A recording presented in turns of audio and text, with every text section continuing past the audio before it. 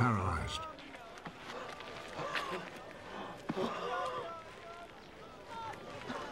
A man was there who had been sick for 38 years.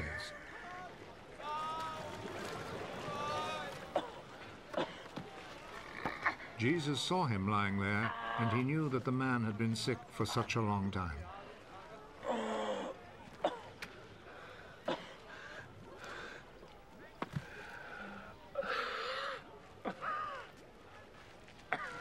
Do you want to get well? Sir, I don't have anyone here to put me in the pool when the water is stirred up. While I'm trying to get in, somebody else gets there first.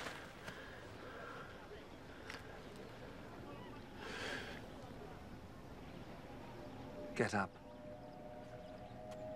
Pick up your mat and walk.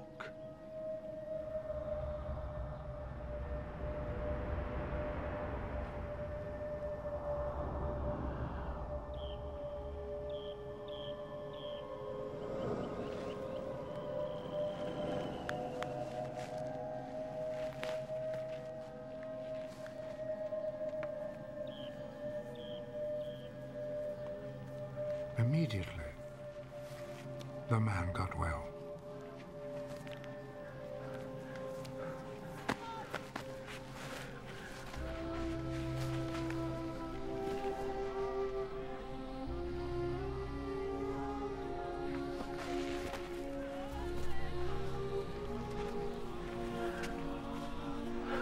He picked up his mat and started walking.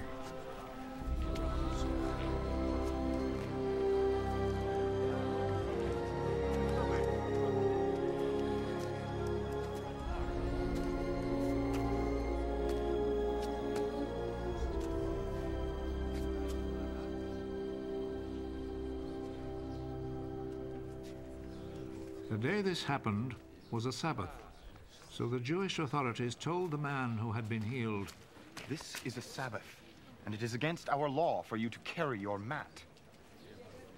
The man who made me well told me to pick up my mat and walk. Who is the man who told you to do this? But the man who had been healed did not know who Jesus was, for there was a crowd in that place, and Jesus had slipped away. Afterwards, Jesus found him in the temple.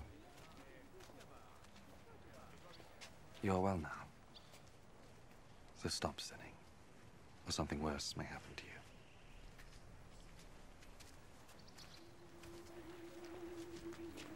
Then the man left and told the Jewish authorities that it was Jesus who had healed him.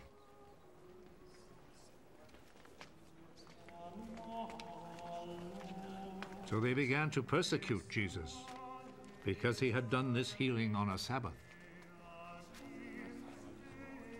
Jesus answered them, My Father is always working. And I too must work. This saying made the Jewish authorities all the more determined to kill him.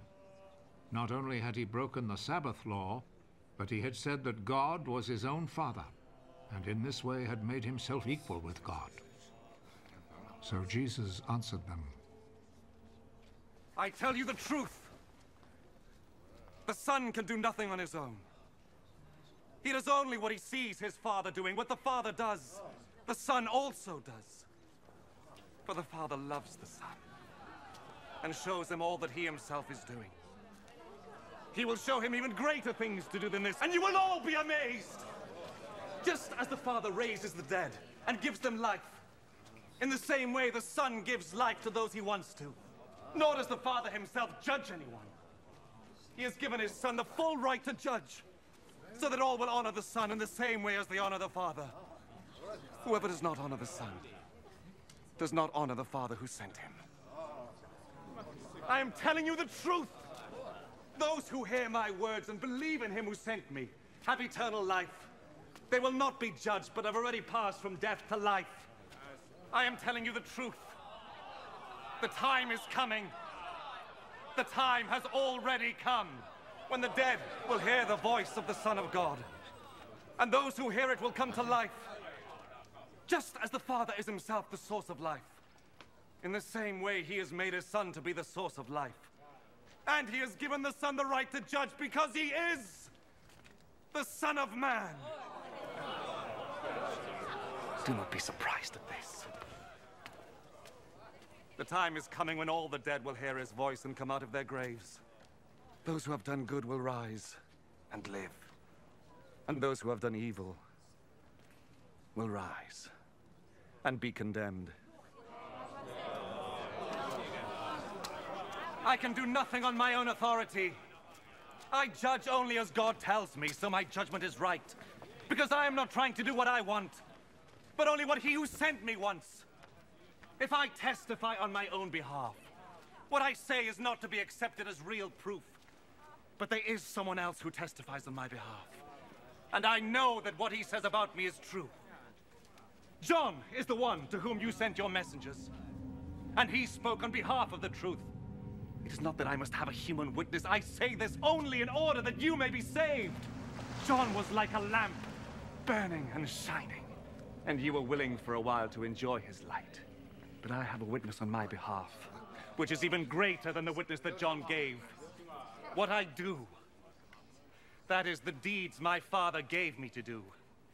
These speak on my behalf and show that the Father has sent me. And the Father who sent me also testifies on my behalf. You have never heard his voice or seen his face. And you do not keep his message in your hearts, for you do not believe in the one whom he sent.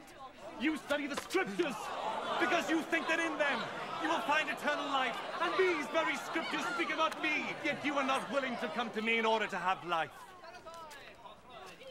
I am not looking for human praise, but I know what kind of people you are. And I know that you have no love for God in your hearts.